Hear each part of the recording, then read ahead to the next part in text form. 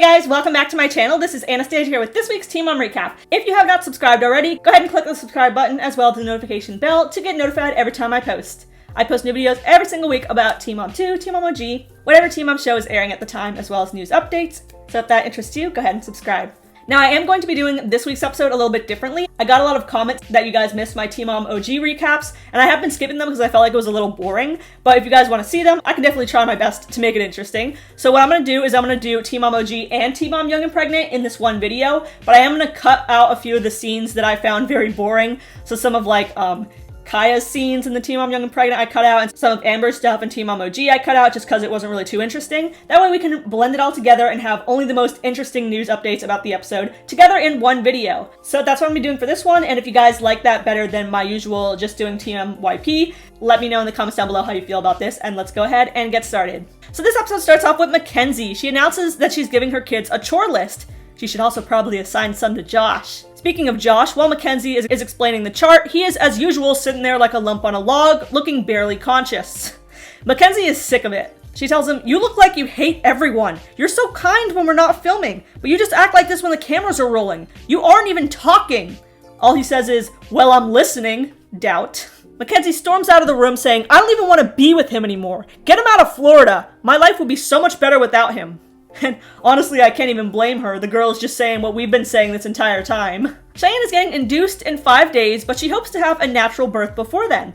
As Zach drives her back to the house, he pretends to cry jokingly like, "Oh, my baby's coming," and she looks annoyed as usual.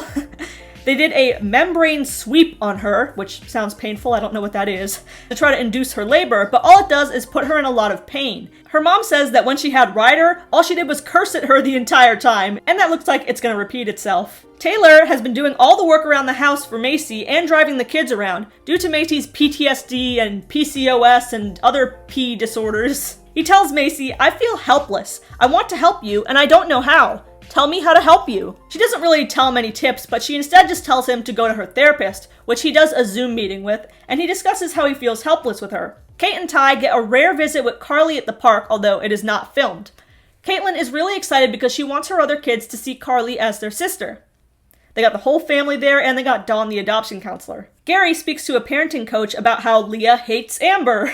The coach tells him that when he forces Leah to see Amber, he invalidates her trauma, so don't force her to go. She also thinks that Gary should allow Leah to go to therapy with Amber, however, which Gary previously did not want to do, but now he's warming up to the idea.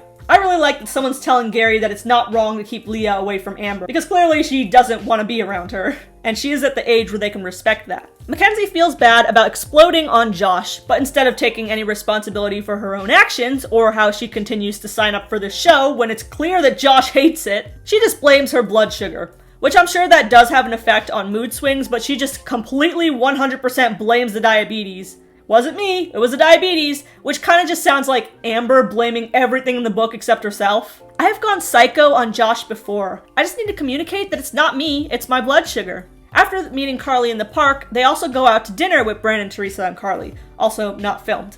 Afterward, they talk about how much Carly has changed since they saw her 2 years ago. Tyler said she's super tall now, and she looks like a doll. She's so beautiful. He also says, "I was saying 10 times more slang words than her. She talks so proper and adult-like." Hey, she's being raised well and in a good school. That has to be a good thing. Everyone is very emotional after the meeting with Carly. Even the kids are crying, and some of them are saying that they don't want to see her again because it's just too hard to say goodbye afterwards. Tyler talks about how he tries not to cry in front of Carly, but Kate's grandma tells him that he should be open with her, and maybe she'll be open and cry with him as well. Macy asks Taylor what they talked about in therapy, and he says he talked to the counselor about how helpless he felt with her. And Macy says, "Wow, seems like you talked a lot about me and not about you. Also, I don't want to be rude, but it doesn't help me when you tell me that you feel helpless and how it's affecting you." Wow, that was extremely bitchy. I mean, you asked Taylor what he talked about in therapy, and he was just being honest with you. He literally offers to help you at every single turn, and you don't tell him how to help you. So like, what do you expect him to do? I don't know, I just didn't like the way Macy was acting here. Taylor says, "Well, I guess I'll just check up on you when you want it then." Mackenzie apologizes to Josh, but says that he does have an annoying tendency to shut down. Also, she blames her blood sugar for everything, and Josh, of course, doesn't really say anything. I need to behave and I apologize. I shouldn't blow up in front of the kids. I mean, I used the F-bomb and my mom would never have said that in front of me. And in the last scene, Zach drives Cheyenne to the hospital to get induced. She complains as usual and is probably wishing that it was Corey driving her. And that's all for Team Mom OG, and now we're going to move on to Team Mom Young and Pregnant. Rachel gets a free call from the county jail. It's Drew, and it's a FaceTime call. Not sure how that's a thing in prison. He tells her he's going straight to rehab once he gets released from jail. He says, I struggled with meth at first, but then that turned to heroin and things got really bad. I lost all my friends. You're the only one who answers the phone, besides my mom. Rachel tries to let Hazley say bye to Drew, but she's not very interested. I mean, after all, Drew said bye to her before she was even born. Kayla went with Luke's family for Thanksgiving. They played some kind of Cards Against Humanity type of game, and every time a card came up in the game about cheating or being a hoe, they gave the card to Luke. Kayla says, I got so mad that they were bringing up these issues between us that I left the Thanksgiving dinner.